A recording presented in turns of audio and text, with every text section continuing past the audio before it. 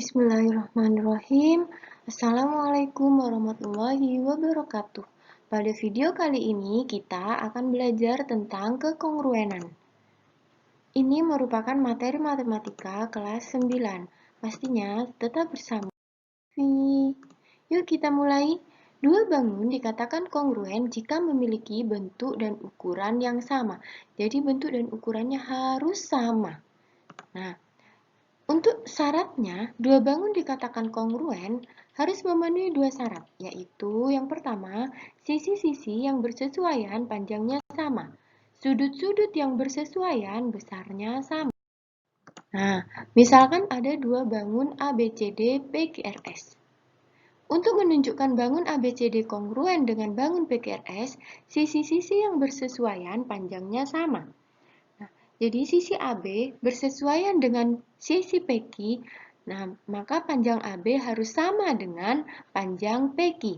Dan sisi BC bersesuaian dengan sisi QR, maksudnya bersesuaian itu letaknya ya, letaknya itu sesuai. Jadi BC bersesuaian dengan QR, maka panjang BC harus sama dengan panjang QR. Begitu juga dengan CD sama dengan RS, AD sama dengan PS. Dan syarat yang kedua, sudut-sudut yang bersesuaian besarnya sama. Sudut A bersesuaian dengan sudut P, maka sudut A sama dengan sudut P besarnya. Misalkan A di sana 90 derajat, maka sudut P juga harus 90 derajat. Begitu juga dengan sudut B. Sudut B bersesuaian dengan sudut Q. Maka besar sudut B harus sama dengan besar sudut Q. Begitu juga dengan sudut C bersama dengan sudut R. Dan sudut D sama dengan sudut S. Di sini maksudnya ya, sudut D harus sama dengan sudut S karena sudut D bersesuaian dengan sudut S. Karena kedua syarat terpenuhi, maka ABCD kongruen dengan PQRS. Nah, bangun ABCD ini kongruen dengan bangun PQRS, maka ditulisnya ABCD kongruen PQRS. Seperti ini simbolnya kongruen ya. Ini simbol dari kongruen. ABCD yang ini, karena sisinya tidak sama, panjang sisinya tidak sama dengan PQRS, maka ABCD tidak kongruen dengan PQRS. Nah, simbolnya seperti itu menulisnya.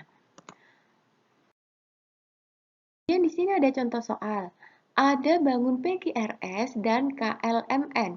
Diketahui bangun PQRS kongruen dengan bangun KLMN.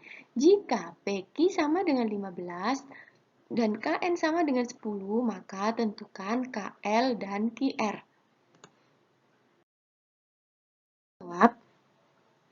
Sebelumnya kita letakkan dulu ukuran sudutnya, ukuran panjang sisinya. KL sama dengan PQ. Karena bersesuaian, karena tadi dikatakan bahwa PQRS dan KLMN itu kongruen. Maka kita ambil sifat sisi-sisi yang bersesuaian itu panjangnya sama. Karena KL bersesuaian dengan PQ, maka panjang KL sama dengan panjang PQ, yaitu 15 cm. Sehingga kita dapatkan panjang KL sama dengan 15 cm. Panjang QR bersesuaian dengan panjang LM, sehingga panjang QR sama dengan panjang LM. Sedangkan kita tahu LM ini sama dengan KN karena persegi panjang. Sehingga panjang LM sama dengan KN sama dengan 10 cm. Sehingga kita dapatkan panjang QR sama dengan 10 cm. Di sini ada contoh soal yang kedua. Diketahui trapesium ABCD dan trapesium FEHG adalah kongruen jika panjang sisi AD sama dengan 12 cm, DC 13 cm, dan EF sama dengan 22 cm, maka tentukan panjang EH. Kita gambar dulu. Nah, kira-kira gambarnya demikian. Kita bawa gambarnya. Untuk menentukan panjang EH ini bersesuaian dengan BC. Nah, untuk menentukan panjang BC, kita bisa buat garis bantu, OC. Nah, ini. Sehingga kita dapatkan segitiga OBC ini merupakan segitiga siku-siku, di mana pada segitiga siku-siku berlaku teorema Pitagoras. Ya. Nah, tadi dikatakan bahwa ABCD kongruen dengan FEHG. Sehingga karena sisi AB ini bersesuaian dengan sisi EF, kita dapatkan sisi AB panjangnya 22 cm. Nah, untuk menentukan OB kita bisa gunakan sisi AB dikurangi sisi CD, yaitu 22 dikurangi 13, sama dengan 9 cm.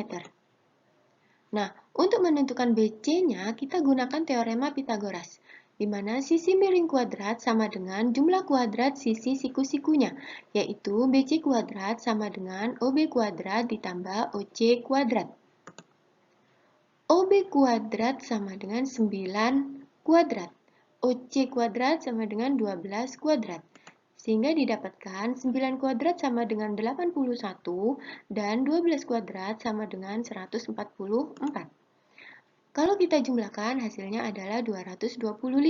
Ini merupakan BC kuadrat. Kita butuh BC-nya, maka kita akarkan 225 sehingga kita dapatkan 15 cm. Panjang EH karena bersesuaian dengan BC, sedangkan BC sama dengan 15 cm, maka kita dapatkan panjang EH sama dengan 15 cm. Syarat khusus untuk dua segitiga. Jadi, kalau tadi bangun datar segi banyak, selain segitiga, itu harus menentukan dua syarat untuk menentukan kekongruenan. Ada dua syarat, yaitu panjang sisi-sisi yang bersesuaian panjangnya sama, dan sudut-sudut yang bersesuaian besarnya sama. Sedangkan untuk dua segitiga yang kongruen, kita memiliki syarat khusus, yaitu kita bisa pilih salah satu dari, di sini ada 5 syarat khusus. Ya, kita cukup pilih salah satu saja, maka dua segitiga itu sudah bisa dikatakan kongruen. Yaitu syarat yang pertama, sisi. Itu ketiga sisi dari segitiga ini, panjangnya, sisi-sisi yang bersesuaian itu panjangnya sama, maka kita tidak usah menentukan sudutnya lagi. Maka sudah otomatis sudut-sudut yang bersesuaian itu sama, karena cukup dengan menunjukkan ketiga sisi yang bersesuaian itu panjangnya sama, maka dua segitiga itu sudah bisa dikatakan kongruen. Otomatis sudut-sudutnya yang bersesuaian juga sama ya besarnya ya. Kemudian syarat yang kedua yaitu kita cukup menunjukkan sisi sudut sisi, di mana sudut ini diapit oleh dua sisi tersebut. Nah, seperti ini contohnya. Ini sudah cukup kita menunjukkan bahwa dua segitiga tersebut kongruen. Nah, yang ketiga, kita cukup menunjukkan sudut sisi sudut. Nah, seperti ini contohnya. Kemudian yang keempat, sudut-sudut sisi. Dan yang kelima adalah khusus untuk segitiga siku-siku, sisi miring dan satu sisi siku-siku yang bersesuaian panjangnya sama, maka itu sudah cukup untuk menunjukkan dua segitiga tersebut kongruen. Seperti itu ya. Di sini, buktikan bahwa segitiga ABC kongruen dengan segitiga EDC. Maka, kita cukup menunjukkan bahwa AC sama dengan EC. Di sini ada tanda bahwa panjangnya sama. Ini tanda garis 2 AC. Ini ada garis 2 pada sisi AC dan ada garis 2 pada sisi CE. Nah, ini berarti AC sama dengan CE atau EC. Dan di sini pada garis BC ada satu garis ini, dan pada sisi CD ini juga ada satu garis. Ini menunjukkan bahwa BC sama dengan CD. Dan besar sudut ACB ini sama dengan besar sudut ECD. Karena apa? Karena ada sifat sudut yang bertolak belakang itu besarnya sama. Nah, karena kita bisa menunjukkan sisi sudut sisi, maka kita bisa kita sudah cukup untuk membuktikan bahwa segitiga ABC kongruen dengan segitiga EDC. Kemudian, contoh yang kedua, perhatikan gambar di samping. Buktikan bahwa segitiga PQS kongruen dengan segitiga RQS. Nah, di sini pada sisi QR ada tanda satu garis. Kemudian pada sisi QP ada tanda satu garis. Ini menunjukkan bahwa QR panjangnya sama dengan QP. Atau PQ, panjang sisi PQ sama dengan panjang sisi RQ. Nah, kemudian pada sisi PS ada dua garis. Dan pada sisi RS juga ada dua garis. Ini menunjukkan bahwa sisi PS panjangnya sama dengan sisi RS. Nah, kemudian QS pada segitiga PQS sama dengan QS pada segitiga RQS karena dia berhimpit. Maka otomatis kita tahu bahwa QS tersebut panjangnya sama.